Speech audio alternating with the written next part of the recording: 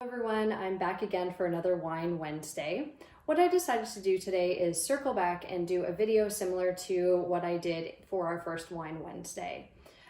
So in that video, I compared two wines that were made of the same grape varietal, but in totally different styles, Syrah versus Australian Shiraz. So today I'm going to compare Chianti Classico and Brunello di Montalcino. So if you didn't know, both of these wines are made from Sangiovese. So the Chianti specifically has 80% minimum Sangiovese, but it allows for up to 20% international varietals to be blended in, whereas the Brunello is 100% Sangiovese. So that's one of the main differences between the two wines. The other is price, of course. So oftentimes, you certainly don't want to spend less than $50 on a bottle of Brunello. I would recommend anywhere from $50 and above. For the Chianti, you can get a decent Chianti for about $20. I would definitely recommend between $20 and $30 to spend on a Chianti Classico specifically. So that's the main difference in the price, but the reason for the difference is much more complex. So for Chianti, for example, there's 24 to 30 months of aging that is required to have a Chianti Classico label. So not much aging compared to a Brunello. A normal Brunello requires 5 years of aging or 6 years of aging for Reserva. So much different. The Brunello specifically requires 2 years to be in oak, and then the rest, or a minimum of 2 months bottle aging, up to the 5 years or 6 years. So very, very different in terms of the time that it takes before they can actually release the wine to market, which pushes up the price, of course. The other difference with the wines is, of course, the structure and the flavor of the wines. So the first thing, of course, when tasting wine properly, you are looking at the wine first, and then you can identify kind of the flavors after that. So going in proper order, if you look at this, so this is the Chianti in the glass. So if you look at the color through the light, you can see beautiful red ruby colors in this wine. The Brunello, on the other hand, because of the extended aging, you see a lot more garnet, a lot more kind of rust red colors versus the ruby red color that you see in the other glass. So that echoes on the nose and the palate as well. So when I smell the Chianti, for example, I definitely smell a lot of fruit first. Of course, it is an Italian wine, so I do get a lot of, those kind of wet leaf flavors, the little bit of funk that you get from Italian wine.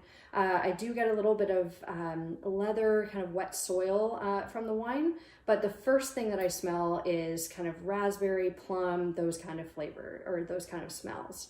That echoes on the palate as well.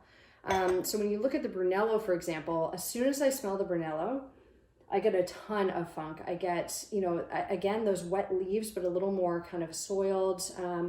I get a ton of leather. I get fig almost, like a, dried fruit kind of smell coming from here.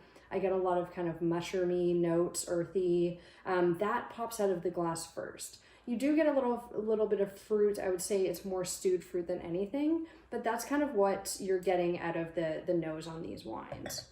When you go to the palate, and this is usually the big difference between Chianti Classico and Brunello, is the structure in the mouth.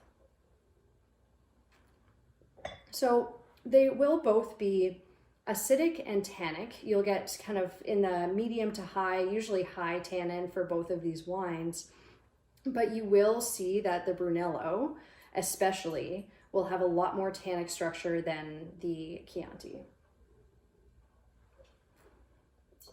Also, the palate, you're getting a lot more of those earthy notes. You kind of get, as I said on the nose, you kind of get those fruit flavors first, and that's what you get when you take a sip of this wine. You get those fruit flavors first, really nice acid, really nice tannin. With the Brunello, you get a lot more of those secondary flavors first. It kind of fills your mouth.